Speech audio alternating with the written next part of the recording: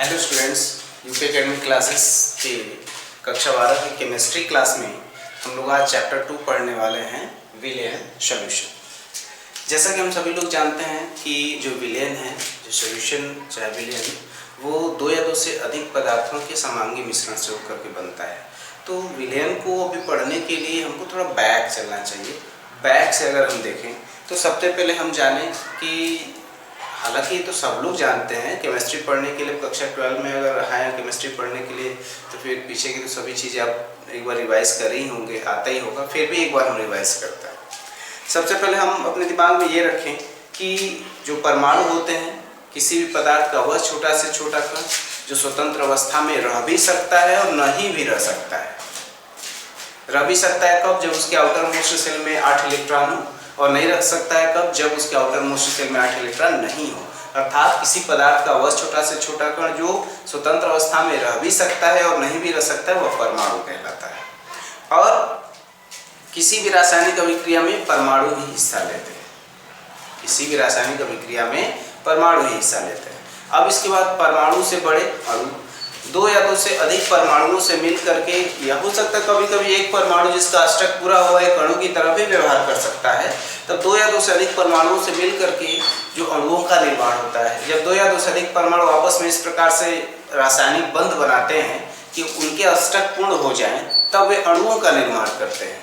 ठीक, अब इसके बाद हम चारों तरफ अपने जितने भी पदार्थ देखते हैं, जितने भी चीज़ों को देखते हैं, वे जो है किसी न किसी पदार्थ, किसी न किसी तत्व से मिलकर के बना हुआ है। अब पदार्थ, तत्व, अब ये सब जो अलग अलग शब्द हैं, इनकी जो है क्या मतलब निकल रहा है। सबसे पहले हम ये जानें कि पदार्थ और तत्व। तत्व का अर्थ ये हुआ कि ऐसा पदार्थ जिसका निर्माण केवल एक ही प्रकार के परमाणुओं से हुआ, वह तत्व कहलाता है। जैसे हाइड्रोजन एक अलग तत्व है, मतलब गैस है, उसमें बस हाइड्रोजन के ही परमाणु हैं, तब वह तत्व है। जैसे एक लोहे का चादर, उसमें केवल लोहे के ही परमाणु हैं, तब वह तत्व है, यानी वो आयरन है, आयरन Fe। इस तरह से तत्व। उसके बाद आता है यौगिक। यौगिक का मतलब क्या हुआ? यौगिक दो या दो से अधिक तत्वों के एक समान अनुपात में मिलने से जो पदार्थ बनता है वह यौगिक है। जैसे पानी की बात करते हैं, H2O यानी पानी का एक अणु हाइड्रोजन के दो परमाणु और ऑक्सीजन के एक अणु से मिलकर के बनता है। अब वह पानी अगर हम बाल्टी में लिए हैं, चाहे ऊपर की सतह पर, चाहे नीचे की सतह पर, चाहे जो जहाँ भी पानी है वहाँ पर H2O ही है, यानी हाइड्रोजन ऑक्सीजन का अनुपात H2O ही है। इस प्रकार से जब दो या दो से अधिक परमाणुओं का अनुपात एक समान हो और वे एक समान अनुपात में मिलकर के अणुओं का निर्माण करते हैं, और ये अणु जब पदार्थ के रूप में हमारे सामने होते हैं, तब इनको बोलते हैं शुद्ध पदार्थ। ये शुद्ध पदार्थ हैं और इनको यौगिक कहा जाता है। अब जरा सा देखते हैं, जो पदार्थ होते हैं, मैटर,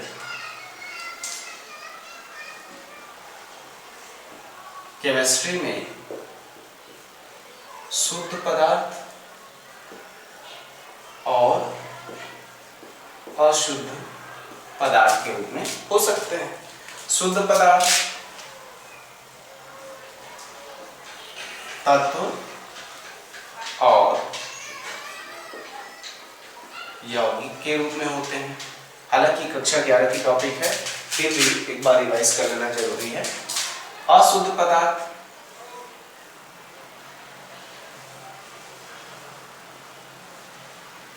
समांगी मिश्रण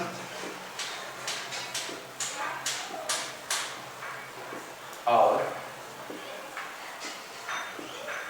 विसमांगी मिश्रण के रूप में हो सकता है। अब समांगी मिश्रण और विसमांगी मिश्रण, ये जो है समांगी मिश्रण,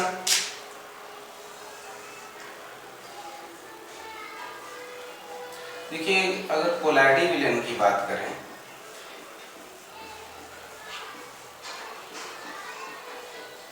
कोलाइडी विलेन भी एक समांगी मिश्रण ही होता है। और इसके बाद सीधे सीधे विलेन की बात करें। देखिए पदार्थ, इस संसार में पाया जाने वाला कोई भी चीज जो स्थान घेरता है, जिसमें द्रव्यमान होता है वह पदार्थ है। और पदार्थ केमिस्ट्री में शुद्ध पदार्थ और अशुद्ध पदार्थ के रूप में पढ़े जाते हैं। शुद्ध पदार्थ तत्व और यौगिक के रूप में पाया जाता है। तत्व क्या होता है? ऐसा पदार्थ जिसका निर्माण एक ही प्रकार के परमाणुओं से हुआ है, वह तत्व कहलाएगा। इसके बाद यौगिक ऐसा शुद्ध पदार्थ है, ऐसा पदार्थ जिसके अणुओं का निर्माण या जिसका निर्माण दो या दो से अधिक तत्वों की समान अनुपात में जुड़ने से हुआ है, वह यौगिक कहलाता है। अब इसके बाद अशुद्ध पदार्थ। अशुद्ध पदार्थ वे पदार्थ होते हैं जिनमें जो तत्व हैं या फिर परमाणु हैं या फिर अणु हैं, उनका अनुपात कोई निश्चित नहीं रहता है। समांगी मिश्रण और विषमांगी मिश्रण। देखिए अशुद्ध पदार्थ क्या है? अशुद्ध चीज, अशुद्ध कोई भी चीज। जैसे यौगिक की बात करते हैं तो यौगिक शुद्ध है। अब दो या दो से अधिक यौगिकों को हम किसी भी अनुपात में मिला दें, अब ये जो डिपेंड करता है कि वे आपस में रिएक्टिव हैं या नहीं। अगर दो या दो से अधिक तत्व या यौगिक या अणु आपस में रिएक्टिव है तो रिएक्शन करके वो जब कोई रिजल्ट देंगे, प्रोडक्ट देंगे, तो वे जो रिजल्ट बनेंगे वह भी एक प्रकार का यौगिक ही होगा और वह यौगिक शुद्ध होगा। लेकिन जब वे आपस में रिएक्टिव नहीं है, वे आपस में अभिक्रिया नहीं करते हैं, ऐसे पदार्थों को जब मिलाएंगे तो अभिक्रिया यानी जब नहीं होगा तो कोई परिणाम सामने नहीं आएगा। वे आपस में केवल मिक्स हो जाएंगे, मिल जाएंगे, मिश्रित हो जाएंगे। उनसे शुद्ध पदार्थ बनने की कोई संभावना नहीं रहती है। तो इस प्रकार से अगर अशुद्ध पदार्थ की हम बात करें तो अशुद्ध पदार्थ जो है समांगी मिश्रण और विषमांगी मिश्रण दो रूप में पाया जाता है। समांगी मिश्रण क्या होगा? पहले मिश्रण देख लेते हैं। इसको अशुद्ध पदार्थ या मिश्रण हम बोल सकते हैं। अशुद्ध पदार्थ या मिश्रण। तो अशुद्ध पदार्थ या मिश्रण समांगी मिश्रण और विषमांगी मिश्रण के रूप में हो सकता है। समांगी मिश्रण क्या है? ये बड़ा जो है अच्छा टॉपिक होता है। समांगी मिश्रण, इसको समझिए थोड़ा सा। समांगी मिश्रण का मतलब ये हुआ कि जब हम दो या दो से अधिक पदार्थों को मिलाते हैं, आपस में मिश्रण बनाते हैं, जब मिश्रण तैयार हो जाए तो मिश्रण तैयार होने पर उस मिश्रण के किसी भी भाग का, चाहे ऊपर का, नीचे का, बीच का, कहीं का भी हिस्सा ले लीजिए, उसमें जो पदार्थों का संघटन है, पदार्थों का जो उसमें सांद्रता है, पदार्थों की जो मात्रा है इकाई आयतन में, वह बराबर होना चाहिए। यानी कि जब दो या दो से अधिक पदार्थों को मिलाकर के ऐसा मिश्रण बनाया जाए कि उसके प्रत्येक भाग के पदार्थों का जो संघटन है वो बराबर रहता है, बदलता नहीं है, तब वह समांगी मिश्रण कहलाता है। जैसे अगर हमें गिलास में चीनी घोल लिया, जब चीनी पूर्ण रूप से उसमें घुल जाती है तो उस गिलास में जो चीनी घुली हुई है उसका ऊपर का पानी लेकर के अगर आप विलयन मिश्रण पीजिए तो वो भी उतना ही मीठा लगेगा जितना कि नीचे वाले का। ठीक, अगर वही हम एक गिलास में पानी लिए हुए हैं और गिलास में पानी लेकर के हम मिट्टी उसमें घोल दे रहे हैं या फिर बालू के कण घोल दे रहे हैं, घोल के छोड़ दिया, तो अब बालू के कण चाहे मिट्टी के कण नीचे जो है बैठ जाएंगे, यानी उनकी सांद्रता नीचे अधिक हो जाएगी और ऊपर में सांद्रता कम हो जाएगी। इस तरह उसके अलग अलग हिस्से में पदार्थों का जो सांद्रता है, पदार्थों का जो संघटन है वो अलग अलग हो जाता है। ऐसी स्थिति में जब पदार्थों का संघटन अलग अलग हो जाएगा तब विषमांगी मिश्रण कहलाएगा। हम लोग पढ़े हैं जैसे कि धातुओं का मिश्रण, जब दो या दो से अधिक धातुओं को गला करके आपस में मिलाया जाता है तो जब वे ठंडा होते हैं तो वे एक साथ जो है मिल करके जम जाते हैं, तो अलग सा ही उसका जो है गुण हमको दिखाई देता है। जैसे पीतल की बात करें तो पीतल में क्या है कि तांबा, जस्ता, ये सब आपस में मिक्स करके जब बनाया जाता है तो बन जाने के बाद हम उसको अगर अलग से देखते हैं तो अलग नहीं दिखाई देता है।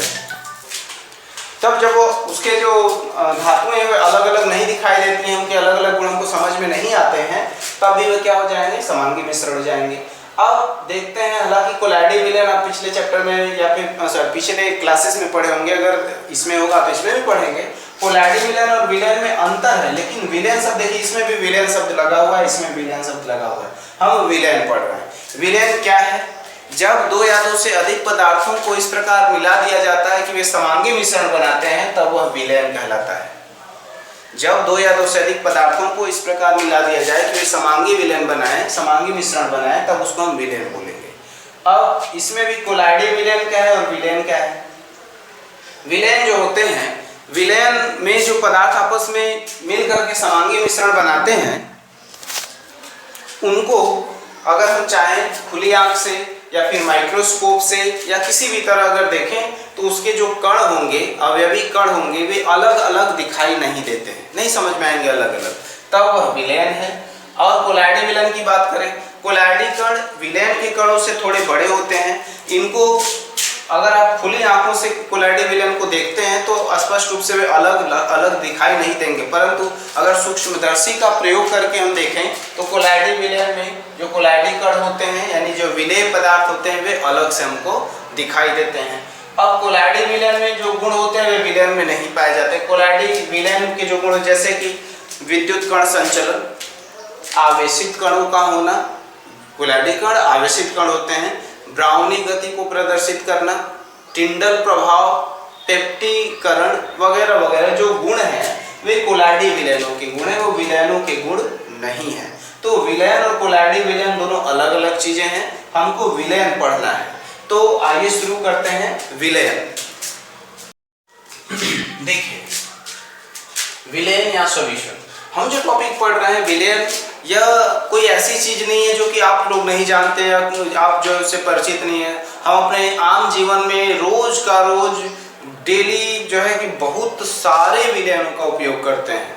खाना खाते हैं, नमक डालते हैं, वो क्या बनाए? विलयन बनाए। टूथपेस्ट लेकर के ब्रश में टूथपेस्ट, वो टूथपेस्ट क्या, वो भी एक विलयन है। हवा, ठीक है।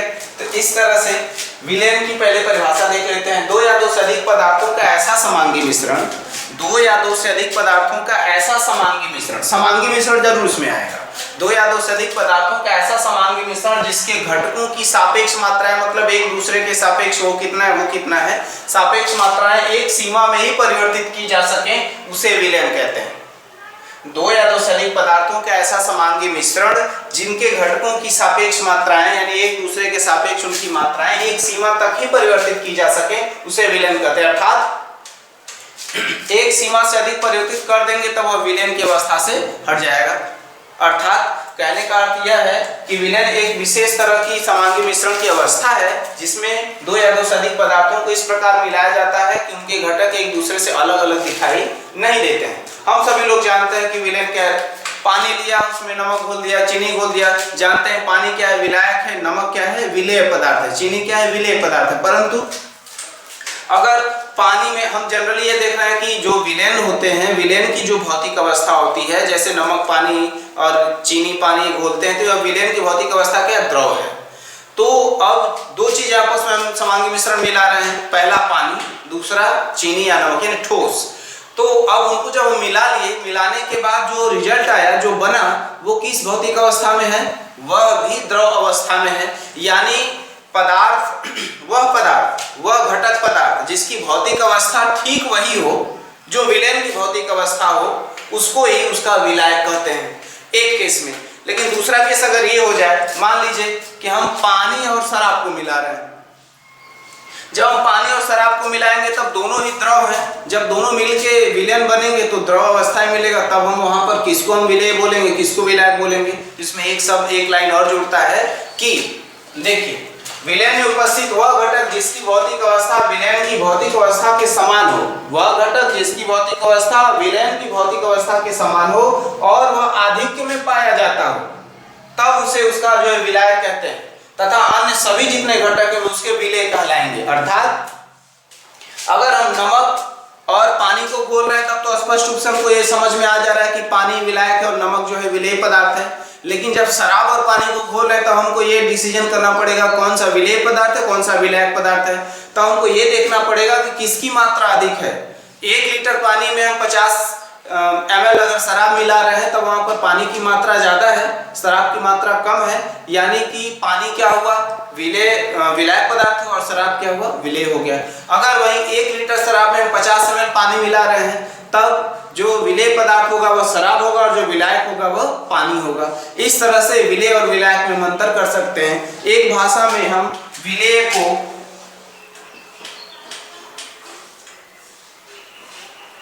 विलेय पदार्थ को परिक्षिप्त प्रावस्था भी बोलते हैं। परिक्षिप्त प्रावस्था और विलायक पदार्थ को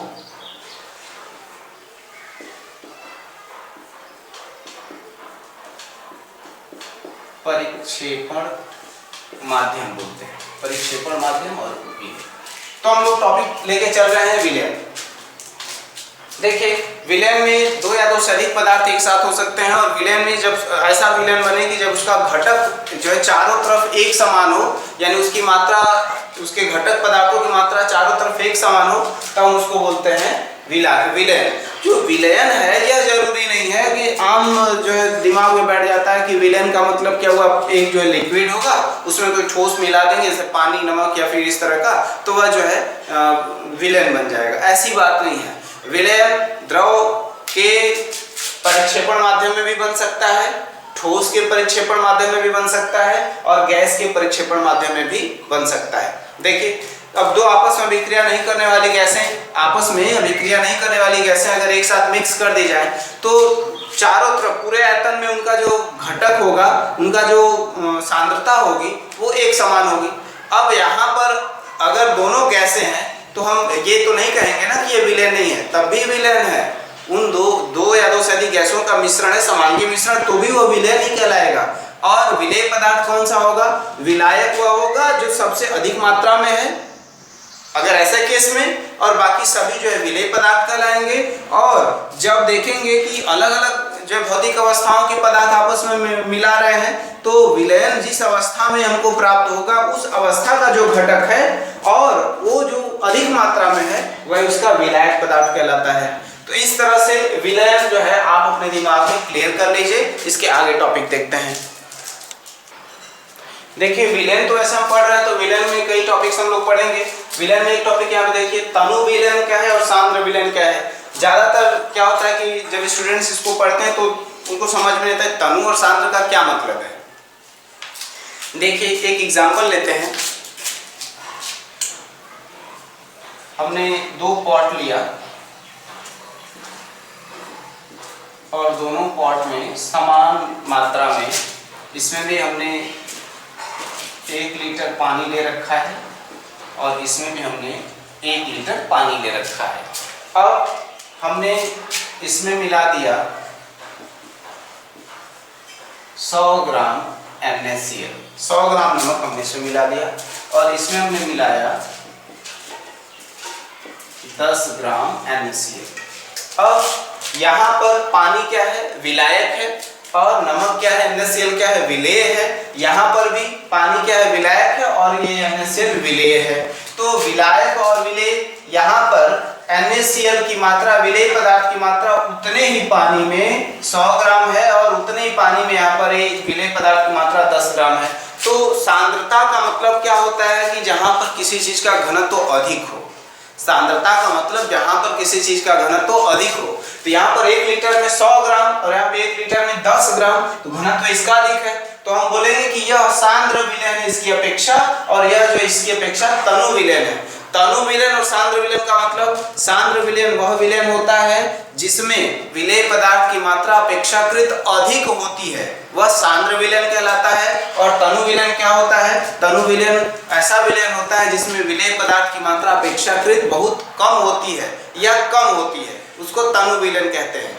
जब आप लैब में जाएंगे तो लैब में इस तरह से बॉटल्स में केमिकल्स जो है रखे रहेंगे। यहाँ पर एक लेवल चिपका रहेगा कागज का,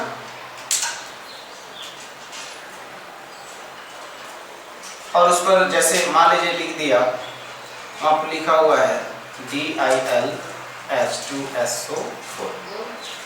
DIL H2SO4 का मतलब ये नहीं कि दिल H2SO4, ना, वहाँ पे वो दिल H2SO4 नहीं लिखा है। ज़्यादा जाते बच्चे बड़ा मजा लेते हैं वहाँ पे, हंसते अरे ये क्या है। नहीं, यहाँ पे लिखा है dilute H2SO4। Dilute H2SO4, dilute का मतलब तनु, यानी इसमें जो H2SO4 है वो तनु है, उसमें एकांत आयतन में अपेक्षाकृत H2SO4 की मात्रा कम है। और ऐसे ही बॉटल पर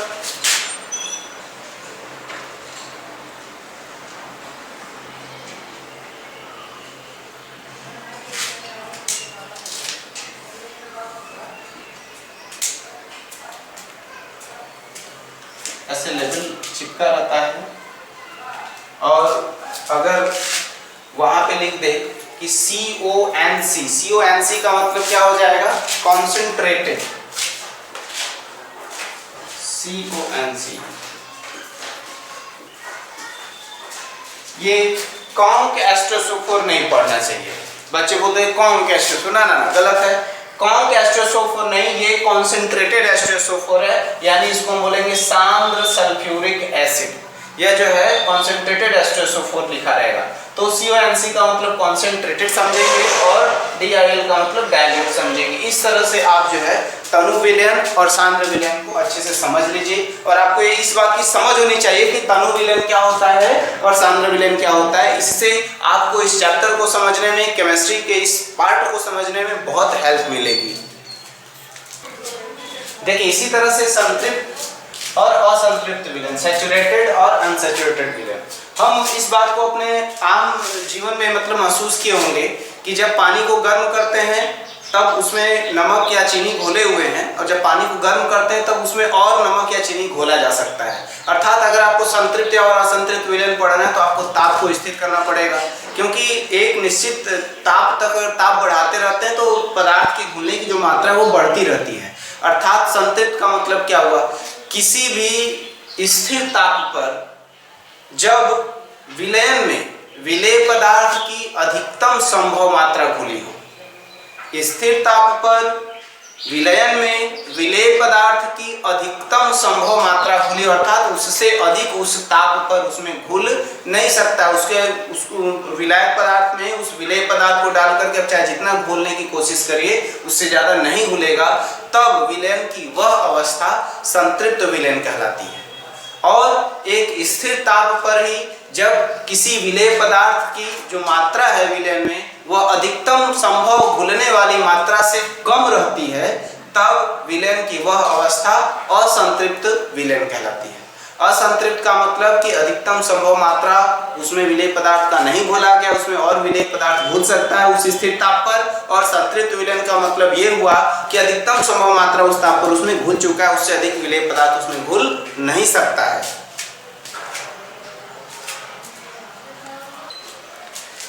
तो स्टूडेंट्स, आज हमने विलयन के बारे में एक शुरुआती परिचय दिया, और चूंकि वीडियो बहुत लंबा हो जाएगा, दिक्कत होती है अपलोड करने में, तो इसके बाद की जो टॉपिक्स हैं अगले वीडियो में हम लोग देखते हैं। तब तक जो है कि अपना बुक उठाइए और पढ़ते रहिए, और वीडियो को जब वॉच करिए, आपको जो बातें नहीं समझ में आती आप कमेंट बॉक्स में ज़रूर मैसेज करिए, हम आपको आपके प्रश्नों का उत्तर देने का पूरा प्रयास करेंगे।